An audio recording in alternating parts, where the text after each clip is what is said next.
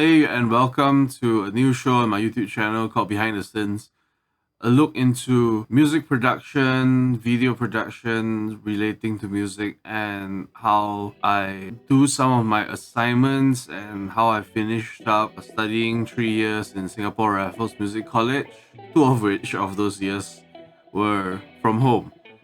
And so, without further ado, I'm going to talk about my latest concert. So this last semester, I actually had to do a short concert, and I thought that, hey, it's not going to be that hard because the previous semester, I actually had to record a half an hour concert, and this semester is just a 10-minute concert.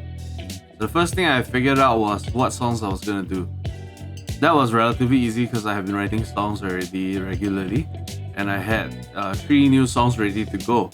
I chose the songs, I figured out the keys, and I figured out I wanted to get Faith to sing because I've been wanting to get Faith to sing for the concert for the previous semester, but because of the lockdown, she couldn't come over from Setia Alam, and it was a bit difficult to get anyone else in. I was planning to do a full band, but it didn't pan out because of the lockdown that we had in Malaysia. So what I had to think about was how to make sure that this is going to happen. The first thing I did was at the start of November, I planned to get her in, so I let her know. And then I was planning to get my videographers in. We had to figure out scheduling and all that. So it came around December, they were telling me that they would be able to make it for the start of December. And then Faith, a close contact of hers, had COVID-19, like a confirmed case. And so he had to quarantine for a week. That was not the perfect solution, so she got delayed, and that delayed my concert as well. She got the close contact on the 10th, so she immediately quarantined on the 11th.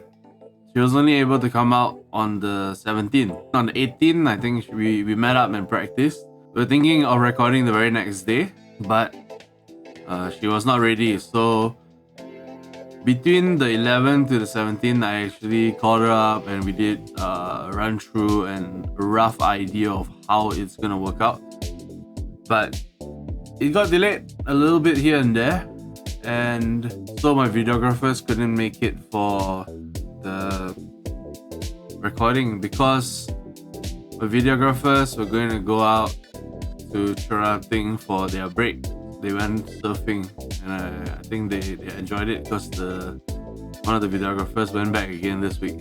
And so I had to figure out how to record this without my videographers. My photographer operated the gimbal while I put this camera on a tripod. So the next thing I had to consider was recording. So I thought about getting a friend who played bass, who's Cheryl, to come in to help operate the camera because she's actually quite a talented video producer herself.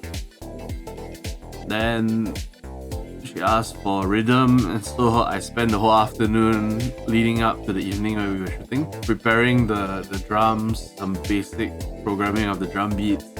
And after I had programmed it into Pro Tools, I ended up recording the guitars with the click. I just made sure to record it correctly. At most, I added some EQ to it and a bit of reverb.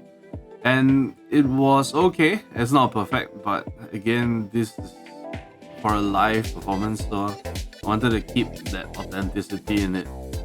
For one song, I added in some cellos just because I felt that it would add a little bit more ambience, and also to differentiate it from the other song that also had the guitars and the drums and the bass. For the third song, I didn't record it with Pro Tools. Instead, I just recorded it with the Zoom H1n, layered in some additional vocals, and replaced certain guitar parts with... Okay, so this is the fun part. So why I had to replace certain guitar parts is because Faith, not being a professional singer or not having true recording experience, sniffled between the parts where she was singing. So between those parts, I would be playing guitar and it's recording. The H1N is sitting there, is recording, but she's like sniffing away. I couldn't save that part of it, so I had to do some post dubbing of the guitar parts. But it didn't affect the quality all that much because I didn't use like a super high-end setup to overdub. I just recorded it with my Rode Pod mic, which is here. Yeah, I just did this, and then the guitar was sitting in front of me, and I just recorded that. That pretty much summed up how I approached the recording process.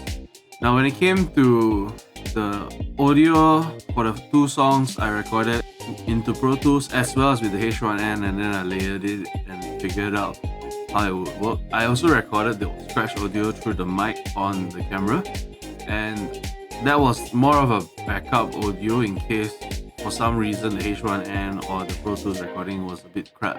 Then at least I had some live performance version of the audio, and I could add music to that rather than being stuck with completely no audio for the singing. The main vocals of both Faith and I would actually be recorded, and that meant that we actually had a scratch audio that was easy to sync up, because before every recording we would clap and we would actually make sure that everything is recording at the same time. And that's where John came in, because John, although he was the gimbal operator, he was also the one to hit record on everything except the main camera and the H1N, which were left to record non-stop. Footage from the main camera was about an hour and a half. Roughly, that's roughly how long we took to record the 10-12 minute snippet. All in is about an hour and a half, not counting setup time. So once you factor in setup time into that, it's about 2.5 hours. It took me roughly an hour to set up that, and with a bit of help from Cheryl and John, I set up the lighting. Cheryl helped me to do the deco of the layout. I already had the gear, the fake plants and everything, but she helped me to do the arrangement and the framing of the shots. On top of that, there is the prep time. So the prep time was practice beforehand, which you can see in this shot.